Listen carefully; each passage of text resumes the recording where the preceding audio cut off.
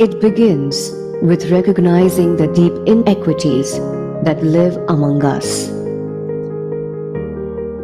By making visible the invisible and bridging these vast divides, it sparks determination, not pity. It demands challenging the status quo, the courage to take paths less traveled, and the willingness to immerse in the shared truths of our vulnerabilities. It makes philanthropy work for communities, not for privilege. It calls for nurturing trust and radical kindness, the empathy to explore possibilities, and the humility to accept these in our oneness. It's the fierce ambition to be uncompromising, to satiate the hunger for learning, and to have the audacity to amplify the most vulnerable of voices. It requires perseverance, intelligence, and gusto, true moral courage for sustenance. It inspires leadership that adjusts the sails to catch the wind, to imagine possibilities in pursuit of a higher purpose bigger than ourselves, but that together is surmountable. Dasra, it combines the power of the mind and the courage of the heart to tackle large-scale inequities, building an India that we all deserve, thriving with dignity and equity.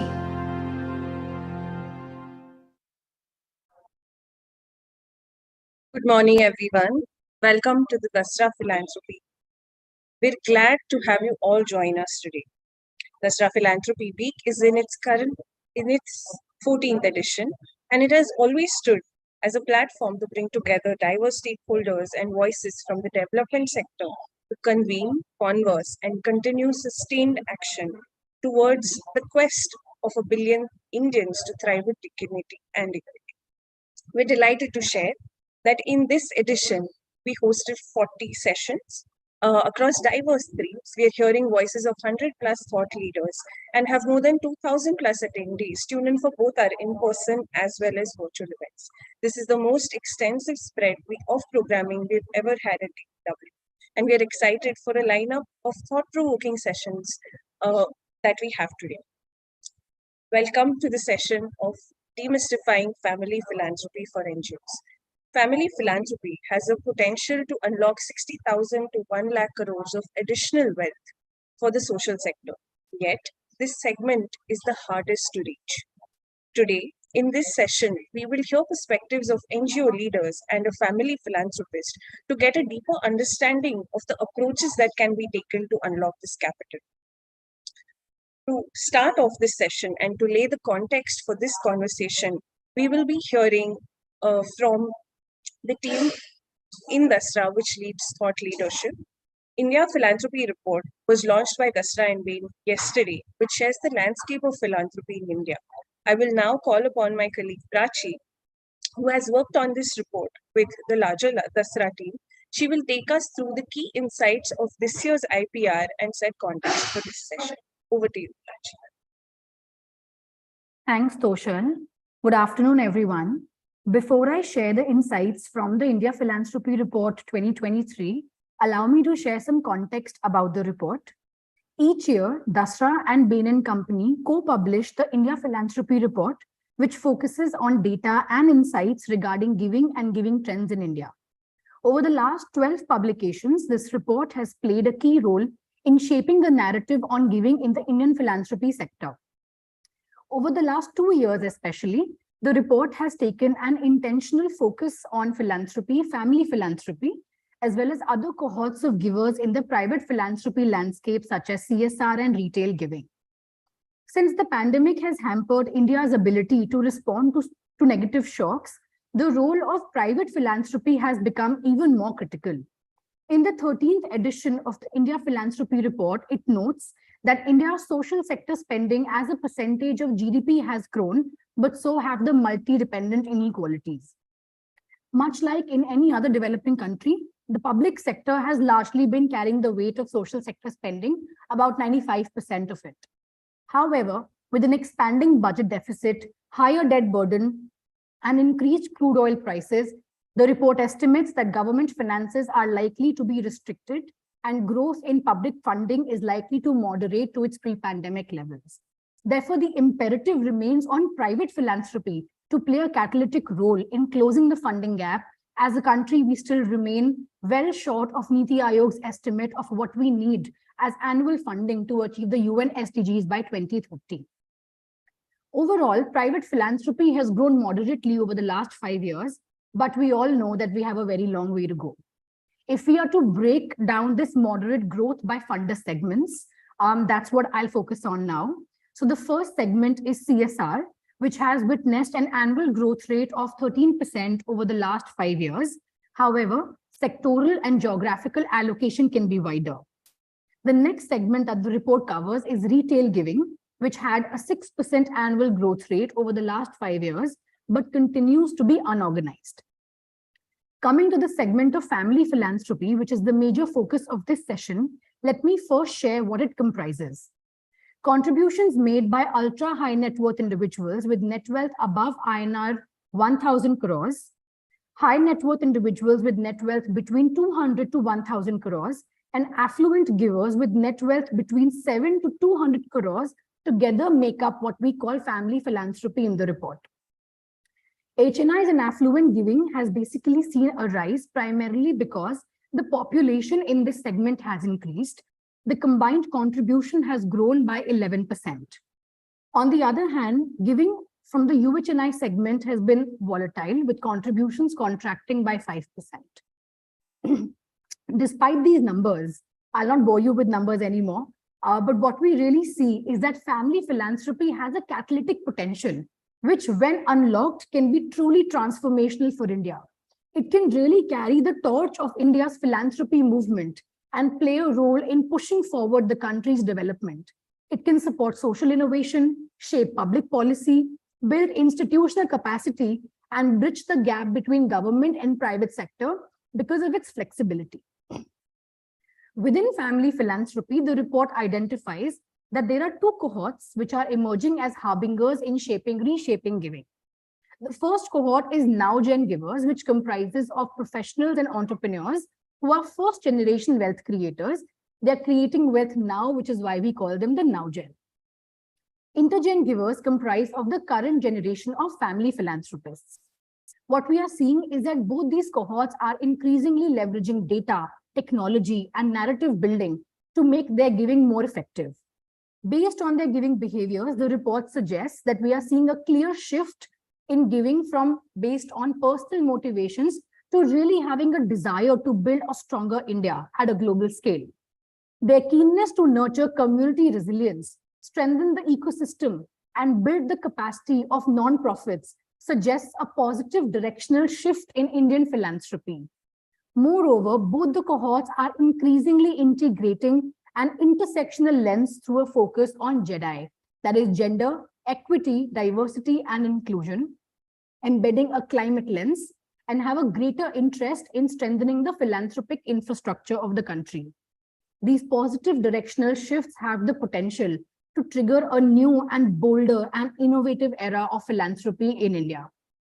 Let me now talk a little bit about the role of different funder segments, as they're all important. It is clear, given the significant social sector funding gap, that each cohort needs to play a unique and important role to ensure inclusive and sustainable development. So the idea is not really about whether a particular kind of capital is good or bad, but really how uniquely different cohorts can play their roles. These roles are not explicitly articulated, which is why this year's report has taken a crack at doing that. In practice, what we've understood is that givers have overlapping funding focus areas as they respond to interconnected stressors and sectoral needs. The roles played by these cohorts are deeply correlated to their funding focus areas, involvement in the sector, critical needs of the community, investments and constraints that regulate their interaction in the larger ecosystem.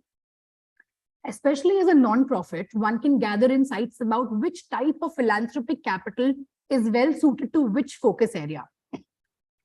Coming to the first focus area about CSR, we all know that corporate India is bound by the CSR framework and tends to be considered constrained by regulatory obligations.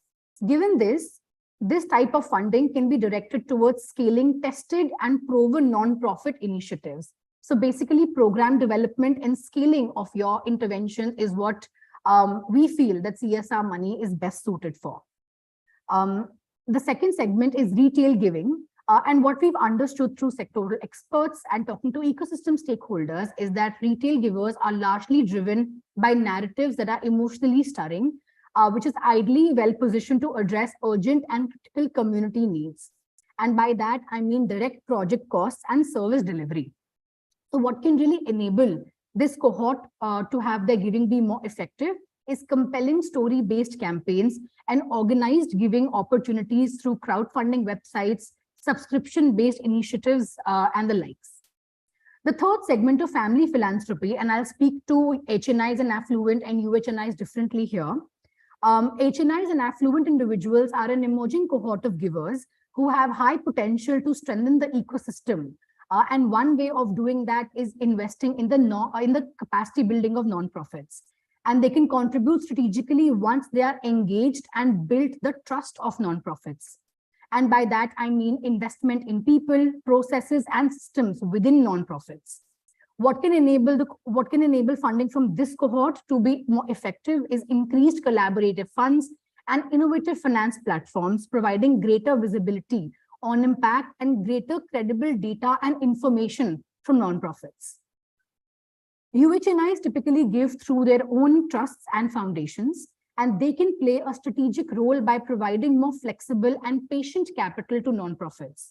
An increased number of intermediaries who focus on institutions and talent, bring more professionalism and nuanced skilling to the sector is important and can also help streamline the connection between affected communities, nonprofit organizations, and funders.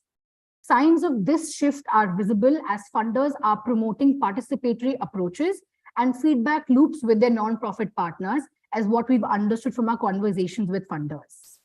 Now, a common denominator that cuts across all of these funder segments is philanthropy infrastructure, right? Investing in strengthening this infrastructure is critical for channeling funds to the social sector.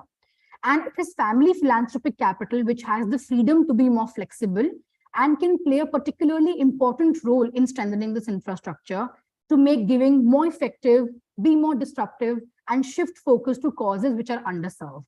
We are already seeing shifts in the behaviors of now-gen and inter-gen givers who are applying a climate lens and a Jedi lens as a horizontal in their journey.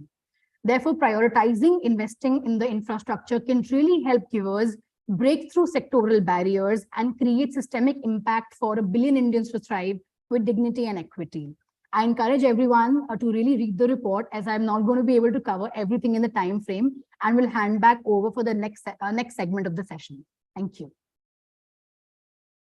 Thank you so much, Prachi. That was very insightful. And we've also pasted the link to the report in the chat. Everyone can access that from there as well. I'd now move on to introduce our panelists of the day. We have people who are doing phenomenal work in the NGO sector as well as family philanthropy. I'd first introduce our speaker, Sonal Kapoor. She's the founder of Protsahan, and she works towards finding a solution to eradicate violence against girls through an ecosystem-driven model. Sonal's work focuses largely on enabling a safer space for vulnerable with greater access to education, healthcare, gender justice, healing, and care. And I'd like to introduce her through like a quirky way, ask her a question, and you can answer in one line. Sonal, is what does 1 billion thriving mean to you? In the rush to look at 1 billion, don't forget the ones that are the most bottom of that billion, even if it's 2 million or 1 million or whatever. Don't forget the bottomest of that billion, because they're not scalable. And yeah. Thank you for that. And that is something that we should all keep in mind as we go on this quest for 1 billion thriving as well. Thank you, Sonal. I'd now like to introduce Ameera Shah Chhabra, who's our next panelist. She's a part of Harish and Veena Shah Foundation. This is a family foundation that supports causes such as improving urban child malnutrition, urban sanitation, sports for girls empowerment, anti-sex trafficking, amongst others. Prior to joining the foundation, Amira was a part of the portfolio team at Kasra, providing hands-on capacity building support for selected organizations. She began her career as a formulation scientist at CIPLA and as a healthcare consultant at Universal Consulting India Private Limited. Same question for you as well, Amita. And you can answer in one line as well. What does a billion thriving mean to you? Just wanted to say good afternoon, first of all. And I'm seeing 167 participants, and I feel so weird that I'm talking to a screen where I can't see most of the people. So I feel a bit crazy that I'm talking like this, but I know Raj is here to grill me, and I feel like after Prachi's introduction, I'm feeling solid pressure of representing family philanthropy on this panel. And to answer your question, Toshal,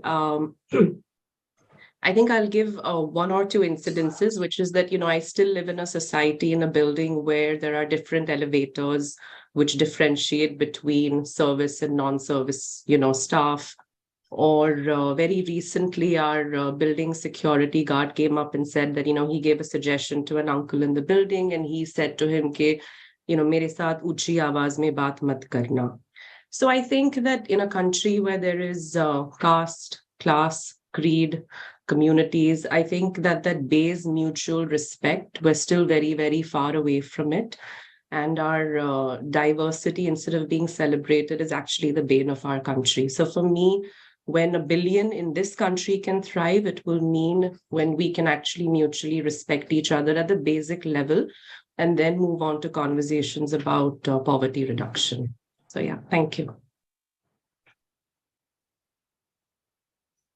Thank you so much, Amira. We also have Raj Gilda. Raj Gilda is the co-founder of Lender Hand India. He's a banker turned social entrepreneur. And he's been working in this sector for quite some time now. His NGO focuses on providing vocational education in secondary schools of India. He's worked across Asia, Europe, North America in the fields of education, banking, and insurance. He was appointed by the Government of India as the general body member of the National Skill Development Agency from 2014 to 2017 as well. Raj will also be moderating the conversation ahead. So I asked the same question to you, Raj. What is a billion thriving to you? Toshal and everybody, good morning, and very good morning to my fellow co-panelists Amira and Sonal here, and all of you on the call today. I think moderating will be too strong word for. I would say it will be more like a conversation, and my job will be to just keep it going and let it flow.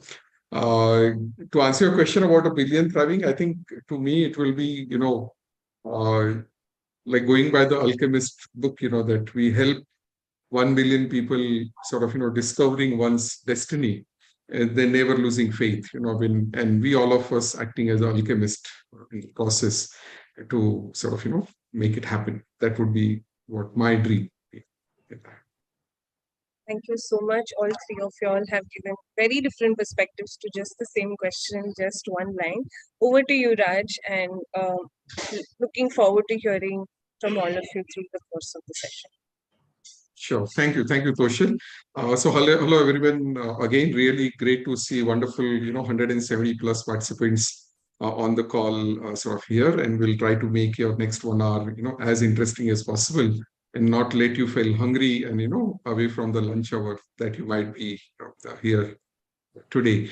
So the way we are going to do, we'll have a conversation with Amira first, and then me, sharing some of my experience from the gray hair that you are seeing on the screen sort of here, and then we'll speak to Sonal as well in this. And please feel free to express your thought on the chat box, any question, any concerns, anything, so that we can to the extent possible incorporate that into our conversation here. So Amira, welcome again. Would like to start with just very briefly your journey into philanthropic world, right? There was a brief introduction about you, but still, I think, to get the things warmed up, it will be great to know how you are today and how you reached, right? And what has been your journey in brief. Okay. So what we thought is that, before we go into the specific questions, I'll just take a couple of minutes to give an overview of the work that we've done so far, so it provides context to all the listeners. Specifically within philanthropy, I will look at the last 10 years and provide a snapshot. So I think my journey really began when I started working at Dasra. And as the team mentioned, I was there for 3 years. And I worked on the portfolio and capacity building team, where my work was largely to work with nonprofit organizations on helping them build capacity and scale. And from there, I then transitioned into the Family Foundation, where give or take the last 5 to 7 years, and I give that difference also to account for the 2 years of COVID. What we have done as a Family Foundation is that we have been agnostic in terms of sectors within India. So we've worked actively across anywhere between 10 to 12 different sectors. We've worked across multiple geographies in India, may it be rural, urban, tribal, or even into the deep forest. So we haven't really put the pressure of defining geography for ourselves. And we've worked with one stakeholder very deeply, which is the nonprofit organization. We've worked with organizations which range in budgets from anywhere between, on the lower side of about 80 lakhs to 1 crore a year, right up to 10 to 15 crores a year, and also in some cases, very large organizations with, over 100 crore budget, which are few and far in our country at this point in time. And we as a foundation have deployed an average ticket size of anywhere between 30 to 50 lakhs. And this is an average. It's gone as low as 10 lakhs also, and as high as about 3 to 5 crores per year. But the bulk has been between 30 to 50 lakhs per year per organization. And most of our partners, we adopted not necessarily just a 1-year grant, but we also never said we are only going to do multi-year grants. We said we will take it 1 year at a time, and we'll see how it goes, but with conversations and with trust that we are in this for the long run, and we'll see where each year goes. So this is a little bit of the context on the what that we've done. The how of this has been that the decision-making was largely within the family itself, which really allowed us to do quick decision-making, flexible decision-making, customized decision-making. And I think it genuinely has felt like very unbound decision-making. Our funding expectations have always been very simple. We've not gone very deep into impact conversations as yet. And also in terms of reporting, so far we've never proactively told our partners that here is the format that you have to fill in. We've always said, give us your existing formats and, let's work off of that. And we've kept up with quarterly touch points for organizations where they've been able to keep up with that pace, and otherwise a 6-monthly touch point. And also our involvement has been largely as just a funder, not really an advisory agency or getting into capacity building, because then you have to go much deeper, and we've not had that expertise or the time for that just yet. And also this work that we've done over the last 5 to 7 years, we've consciously kept a low-key presence. We've still shied away from having a website, from speaking very, actively out there, because I think our purpose was very clear, which was to learn, observe, and figure out as a family, because as a family, we are very interested in doing this work as a very long-term measure. but without putting pressure on defining ourselves. And I think when you choose to have an external identity, then you have to have a clearer definition of what it is that you do. So I think, therefore, our foundation name is still not very much out there. And this has been kind of a phase of our work. And now we are at that point where we are transitioning very actively, very strategically, very thoughtfully into the next phase of our work, where we are hoping to have a definition, to go deeper, and also preserve some of these learnings that we've had as a family foundation, because I think we've learned what opportunity family foundations can have for organizations. And we're also very afraid that as we grow as an organization, as we hire teams, we don't want to lose out on that essence of being a family foundation. So yes. Great. Thank you. Thank you so much, Amira, and wonderful to hear. And to the audience, I can attest to what all Amira spoke about is on the receiving end of such evolved philanthropy here. Given Amira, that you have been in a way on both the sides of the table, meaning that you have worked with the NGOs, you worked with the nonprofits, as well as yourself are philanthropists now. Can you share with us like one or two things that the family philanthropists should avoid, or are they doing well? And on the NGO side as well, from your own vantage point, that they've done well, and something which can be avoided in order to make the best of the sector here. Yeah. So I'm also reading the questions that are coming in the chat, and maybe after I stop speaking, I'll do my best to answer those questions as well on the chat. So to answer your question, Raj, I think I'll give an example. And I did think of two examples where on the nonprofit side with our partners, where one case worked out really well and one case did not work out well. And I think I will also speak to our role as a family foundation, where I think I'll list out the things that I think we've done well, and then the things that we've not done well so far. So as a good example of a nonprofit organization, we've had a partner who, and I won't give the name, but they've worked on the cause of under trial prisoners. And we've been with them for about 4 years now. And I think when we came into the relationship, this was a cause which typically, is not easy for it's not easy to get funders for under trial prisoners. And we had a very good conversation right at the front, where we explained the nature of the money. And we did allude to the fact that it is flexible, it is unrestricted, it is not just for organizational or not just for programmatic needs, but it's also money which is looking at a very purposeful goal. So it's not the jargon of impact, but we are looking at what is your purpose.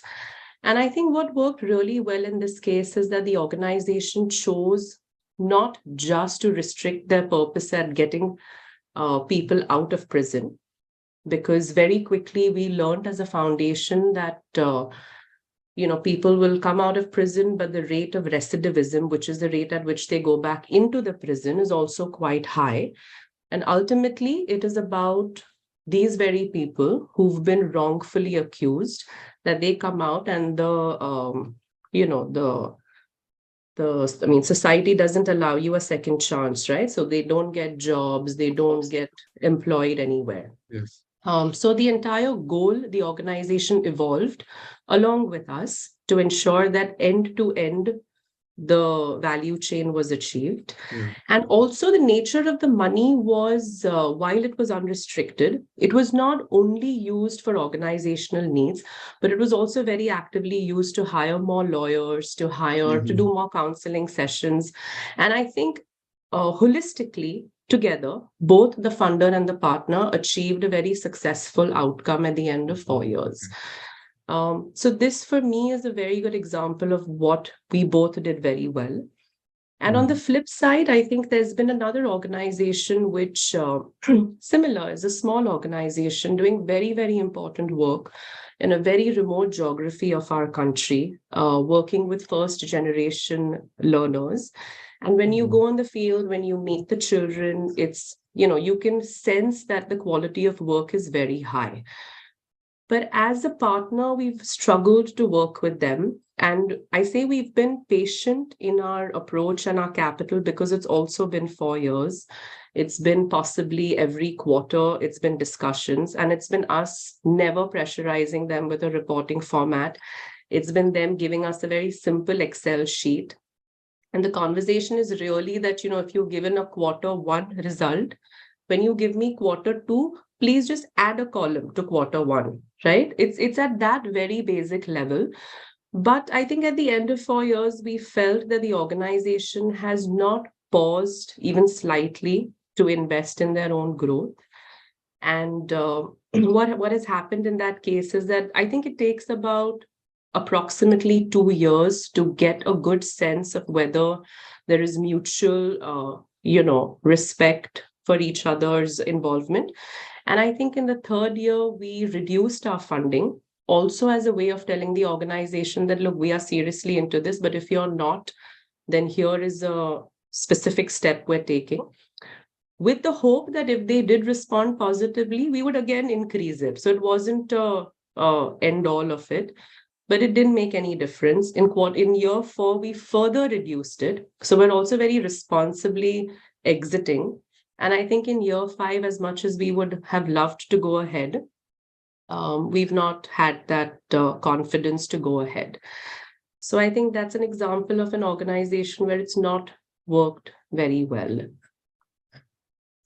But I must say, Ameera, thank you so much for sharing, these two examples. And I must say that, you and your family and, everyone has been very thoughtful in what you are sort of doing. And I must share with the participant on the call here as well, that they specifically invited me to speak about our experience with the mother funders and what they can learn from the, how the other funders are working with us. And so really appreciate that, Ameera, sort of, in your approach as well to going forward here. I think, some of the things which, people keep on sort of, especially in case of family philanthropy and all, is that, 3 things here, right? How does one access them, in that? How do I get to you, right? And it is not only, and because it's not as public, and many of them are not as public as, you spoke about. Secondly, even if I can get to you, how do I engage with you?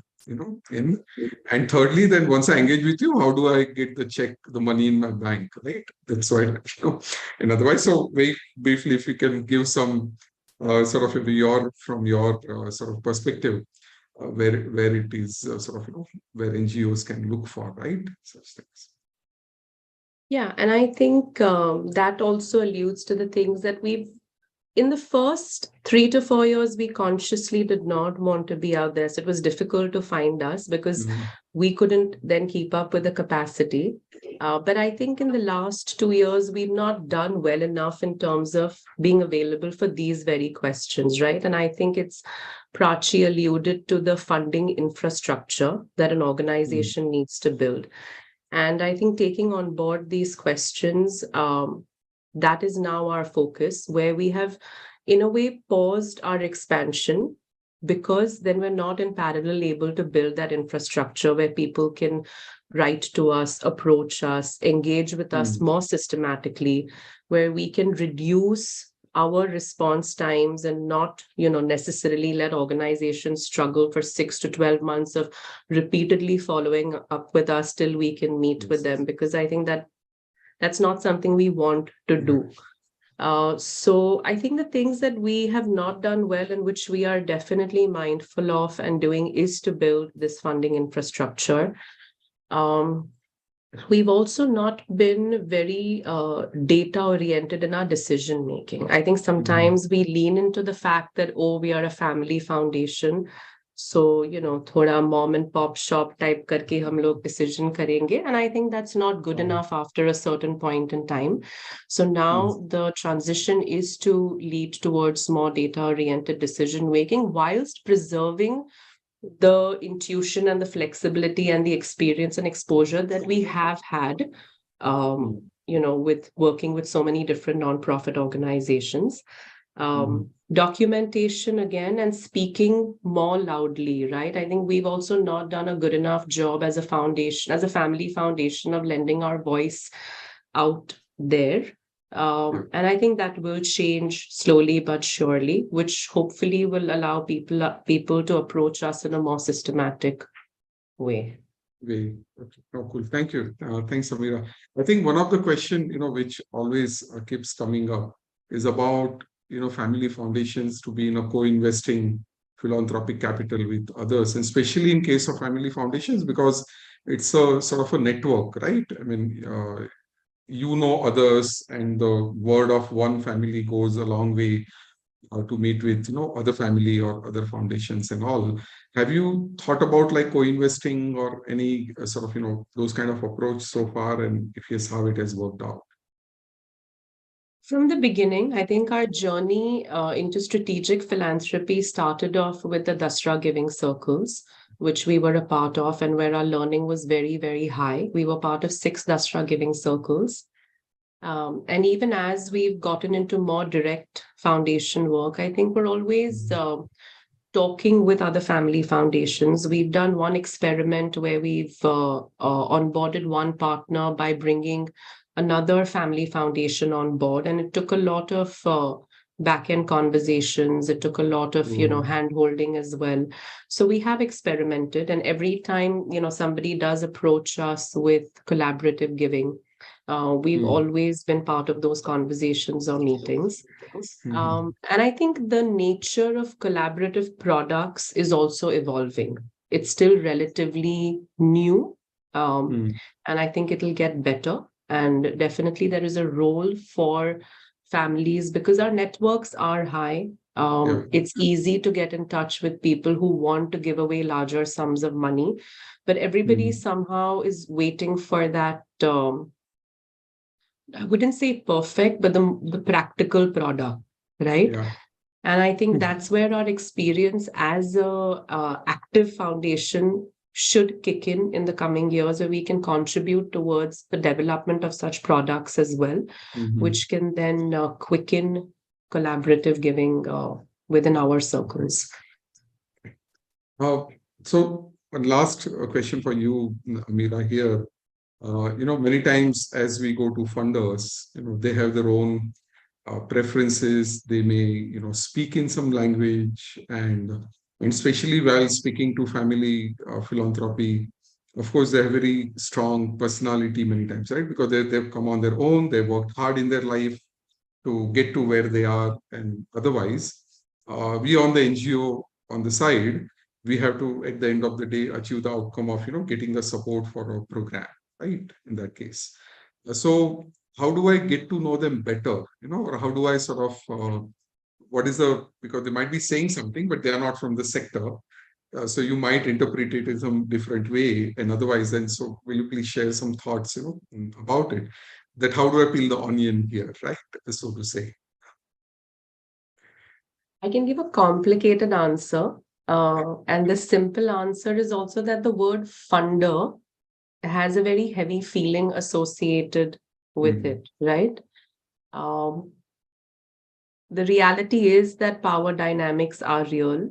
But I think the reality also is that, at least in my personal experience over the last 10 years, more often than not, I have seen organizations in their initial conversation speak in a way that they think they would like the funder to hear.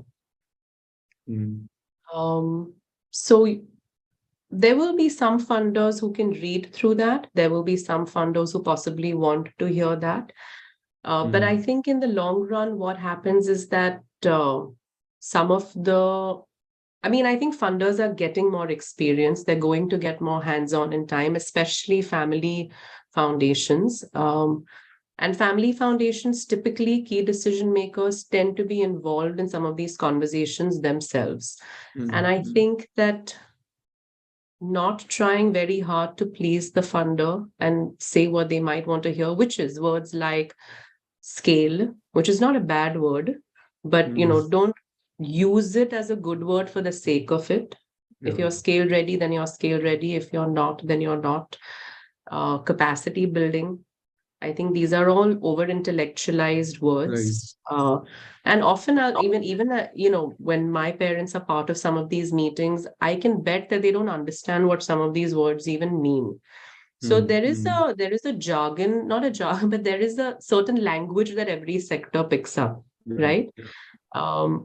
And I do think that nonprofits can play a significant role in moving a little bit away from perpetuating that language and helping funders learn rather than, dwell on their own misconceived learnings.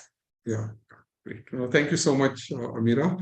And, wonderful to hear from you. And please, stay on for the further discussion here. And so, sharing in next few minutes our own journey at Lend a Hand India of working with family foundations and otherwise, and what has worked for us in those.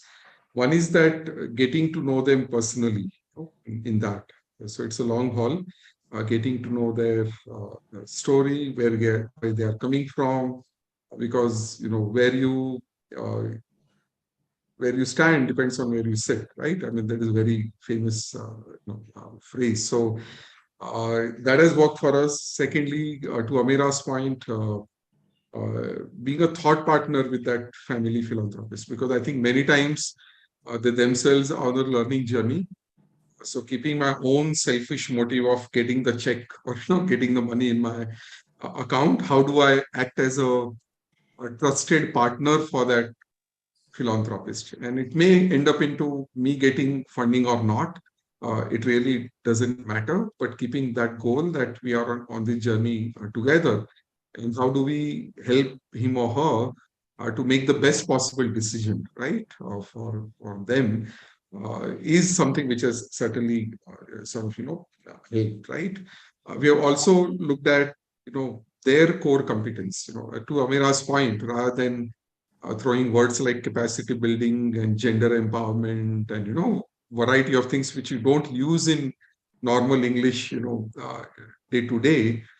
If we know which background that person is coming from, being able to, express our thoughts, our desire in those languages, certainly help to get where we are today. But enough about me. We have Sonal Kapoor here, whom I really admire for what she has achieved so far. And of course, we'll keep hearing about her for years to come, and has been one of the trailblazers in getting the success with the family philanthropy. So Sonal, just to start the conversation with you, very simply, like, how do you get to them? Because that's where it all starts, right? In the first place. So what has been your way of approaching them, getting to them, and then, further things going around? I think सबसे बड़ा myth है that anybody can be a trailblazer in any sort of funding or family philanthropy or any sort of philanthropy. But Raj, to answer your question, I'll give a little context about who we are, what we do, so that people who are joining, I think about 200 odd people who are joining in, can also see the context of the conversations that are now to follow in the next 10 minutes. So I work with an organization called Protsahan, and it's a grassroots organization. Jahan pe, we say it in very simple words. Our core area of work is rescue. अगर हम triangle के तीन हिस्सों, तीन कोनों को समझें, rescue, continuum of care, उस rescued बच्चे के लिए जो rescue किया गया है from incest, begging, child labor, child marriage, etc. जो margin पे भी नहीं है, margin से fall off कर चुका है. How do you, provide that continuum of care, of services, of childhood, of learning, all of that, and linkages with the government system, right? So that's the core of what we do at Protsahan. We use a lot of arts. We use a lot of, only now in the last 4 to 5 years, we've begun to use a lot of tech, a lot of STEM, etc. But the idea is to really put the curiosity and the learning for that child come alive. Jiska jo ghar pe, she's being probably raped by her own father. And how do you link a child like that, who's the bottomest of that billion, right? How do you make sure uski thriving se pehle, the question that we need to ask ourselves as a sector, is she surviving, right? So that's the context of our work. And as shallow I may sound in the next 2 minutes, the truth is I have never, ever written to any funder, be it CSR or a philanthropy or of course, I've made proposals. The teams worked on creating those line itemized budgets that now we begin to fight for. But I think it's also that we've just let our work speak. One of the strategic pieces that now in hindsight that we understand that we did right was that we were very active on social media. We were not scared to put our voice out there. We were not scared कि ये sector की आवाज है कि नहीं, ये sector की परिभाषाओं में बैठती है कि नहीं, ये scalable, like Amira said that so beautifully, right? ये scalable है कि नहीं, because these, when you start intellectualizing the most basic stuff, any funder or anybody with basic 2 cents of brain will see through it, right? And something that I think people forget in this, not just in this NGO funder partner sort of landscape, but I think generally in life, now that I have a few white hair, I think I can also talk for some pieces, that with experience, that people will see through that. If on a number line, like I always say, if we plot honesty, dishonesty, etc., and let's say dishonesty is on a -10, then honesty is just 0. That's the core basic no-brainer benchmark. And authenticity of an NGO or anyone who wants to explore, what sort of funds that they want to reach out to, that authenticity comes even 20 steps aage than honesty, right? And your funder, जो अपनी मेहनत का पैसा wants to, he wants to, or he or they want to put it across in somebody else's hand, they will not put it because you've made a fancy PPT, right? Or you've kind of picked up words from some fancy report that makes no sense. They will have field visits. They will speak to people in the sector. They will, sabse pehle, the first hygiene check they will do is probably look at Instagram, LinkedIn, right? They will look for your organization and the people behind that organization, because people always fund people. Organizations don't fund organizations as much as people behind them fund people behind them, right? And I think this has been one of the larger learnings, that be active on communication modalities. Even now, we are not, as Protsahan, we are not an organization that's the expert in tech or something. No, but we know the work on the ground. So हम funder को कभी नहीं पूछते हैं. We don't even give them the privilege, with all due respect, to tell us what to do on the ground, right? We make them a part of the conversations that say, hey, you've led your own institutions, or you've been part of your own businesses, right? To come to that stage to be able to share a part of your wealth. Can you help us structure some of our financial controls, or some of the processes or SOPs that we're now beginning to build, right, in the last 5 years? In the first, we are 13 years old now as an institution. Did we have that sense in the first 4 years? Certainly not. Can anyone know, okay, this is the cold calling, it's always going to, your work will talk. And I think sometimes that we also forget, Raj, in this space, which is constantly, so many conferences are happening all the time, and everybody wants to be heard, seen, not realizing it's not just an exchange of business cards that happens. It's about very genuine connections that you got to make. Sometimes it's as simple as just diving through and understanding what art of networking could mean. And if it's not authentic, people would come to you, listen to you, some exchange of emails is going to happen, but they will not invest in you, right? And I think getting these basics cleared before we make that cold calling list is the most crucial. So thank you, Sonal, for sharing your wonderful experience here. I quote, I referring back to one of the wonderful cartoon which IDR had carried, for a month back. A person goes to Lenskart and he says, "Mujhe, climate lens doge kya?" The person says, "Ki nahi, climate lens out of stock. I have a gender lens or I have a Jedi lens. Do you want to go for it?" And all that. So So how do you not get into this trap, right? Because the people you are speaking to, they may have their own sort of preferences, they may have their own biases, they may have them.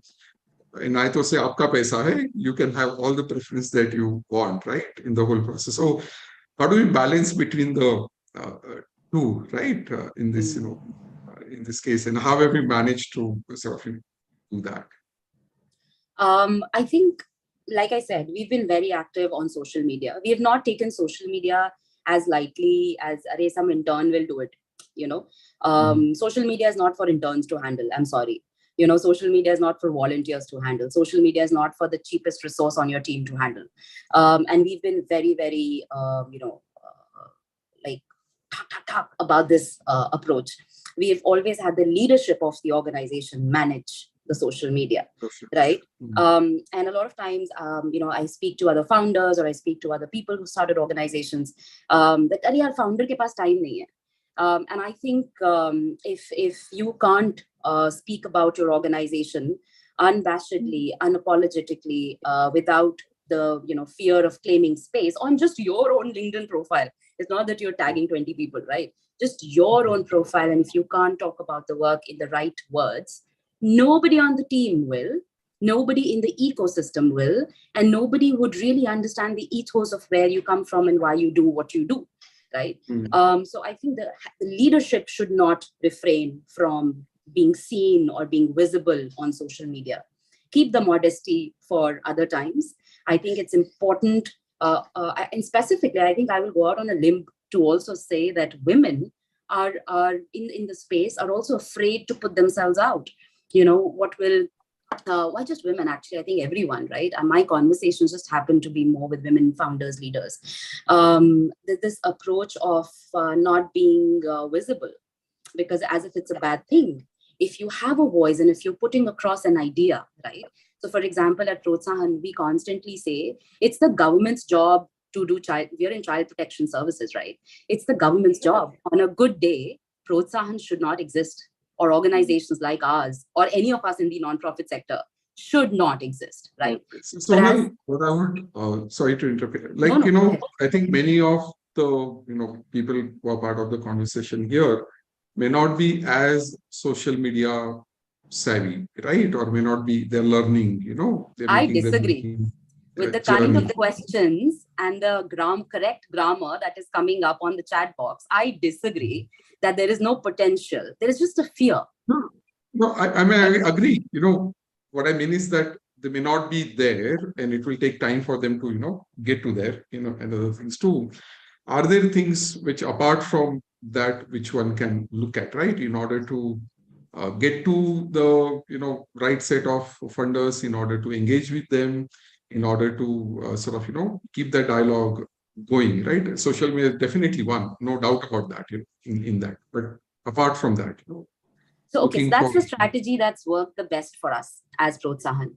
Second, I think as an organization, we are very patient.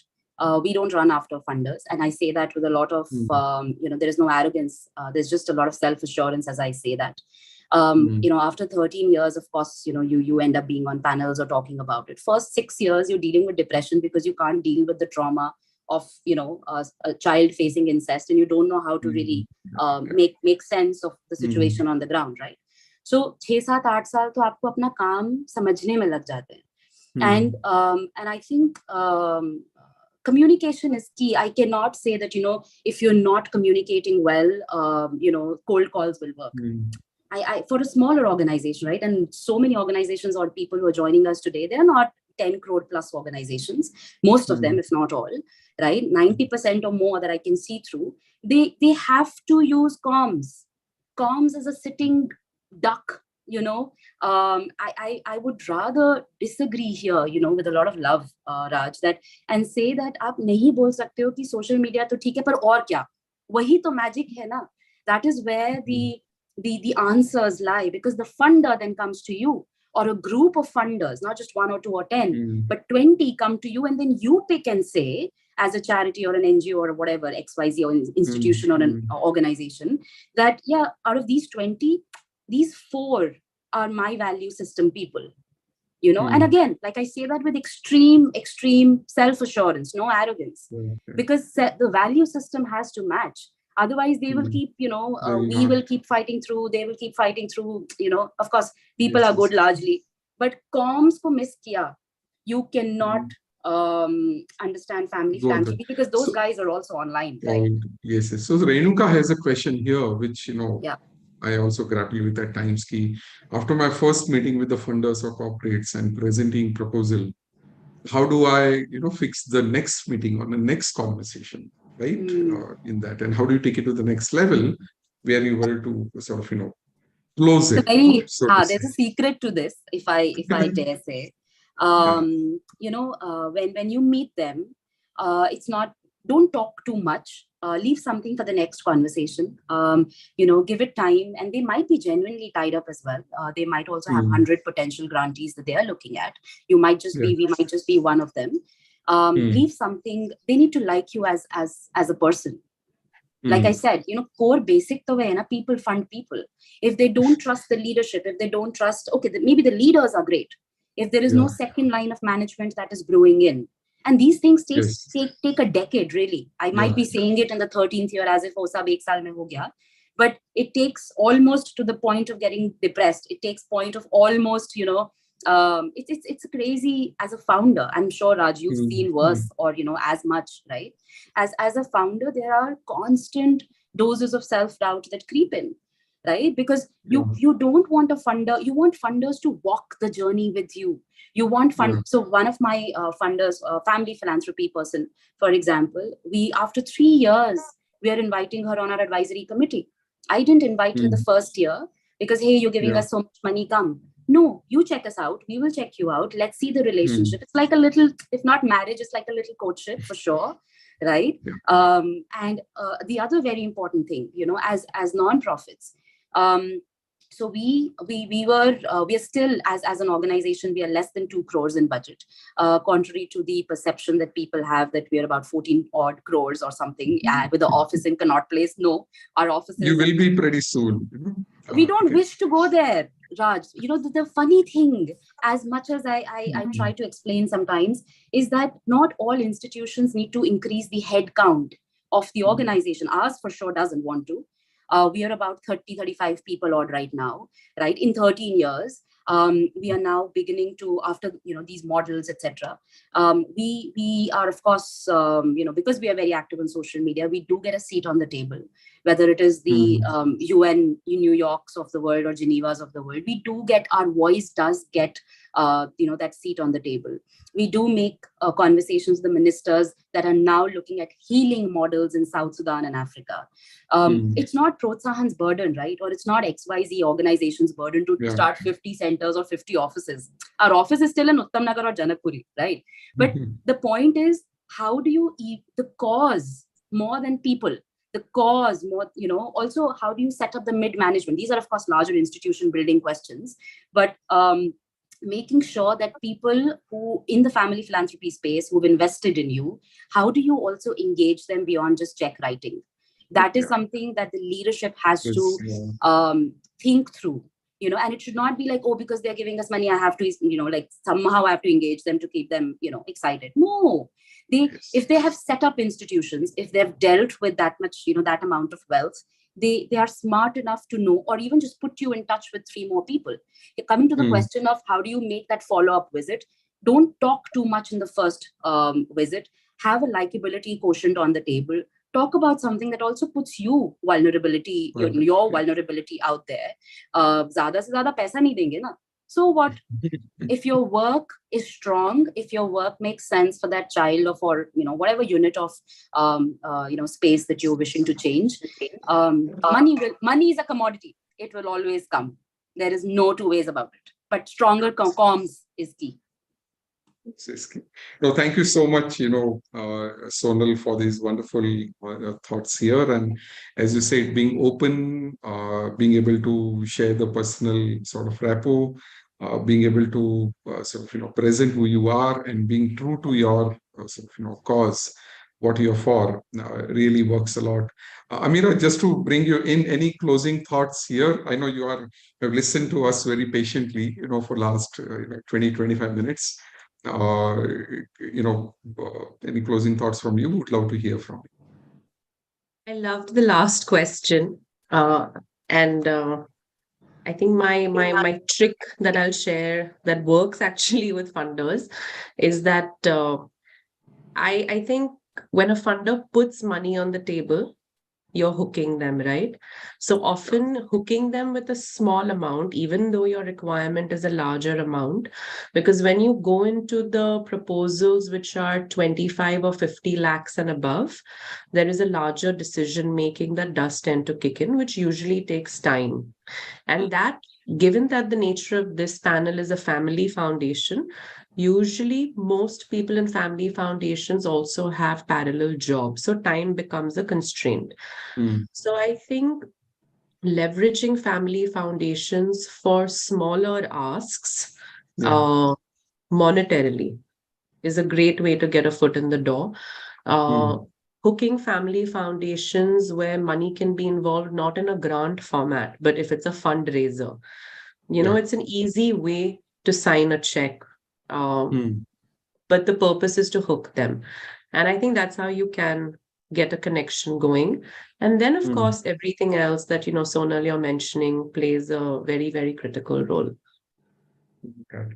And Sonal, here, there's one more question, which I think is really, how the family philanthropy works is that how can nonprofits push for referrals/connection? This is from Anand Natarajan, from the philanthropist with whom they are working well, right, in this, and what are the ways in which you've gone about to sort of look at it? I think one of the pieces very critically has been that when we do our 5-year plans, we involve our funders. हम नहीं बोलते हैं कि हमें, we know it all, we know it best. Even right now, as I speak, we are getting into the next 5-year, plans of what we want to do, the strategy, financial, manpower, staffing, all of that. And we've involved some of our longest funders, 3 years, 5 years, to come and tell us, how do we look at, getting this audit firm? How do we look at, because these guys have the expertise and experience in these pieces that we absolutely are zero on, right? And we don't also have to agree and accept 20, recommendations or advice that they give. Maybe 3 work for us, but keeping them in the loop, because I think if that's, again, comms, if not social media and email, a WhatsApp that apprises them. Just, I think on Monday, we have one of our funders who's coming for a field visit from London. Right? वो 2 दिन है दिल्ली में, and she said, I want to just come and, she's never been on the ground. She came via Dasra. Very, very small ticket size. Took a couple of years to, make it to like very rightly Amira said, from 5 lakhs to, 15. And when she gave 15, we said, hey, just give us 12 or 11 or something for the work on the ground. Give us 4 for organizational system strengthening, because we are in our 13th year. And those सवाल नहीं पूछे उन्होंने. That why, or what will you do? What is the line item?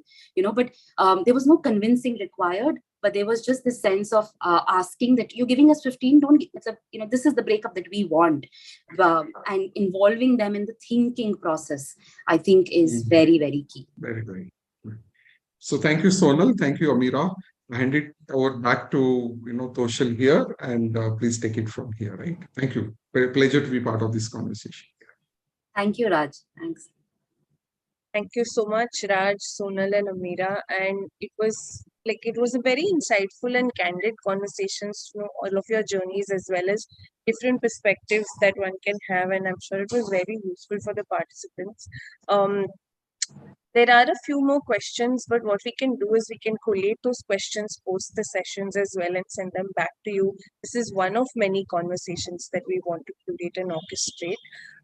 So a big thank you to all the panelists. I'll just give a quick overview about what we will plan to do next and how participants can reach out to us. So as mentioned in the chat, we are looking to organize such conversations, curate conversations around family philanthropy and demystifying it for NGOs. You can write to us at impactby@dasra.org, and then we will keep in touch about the next conversations that we are doing.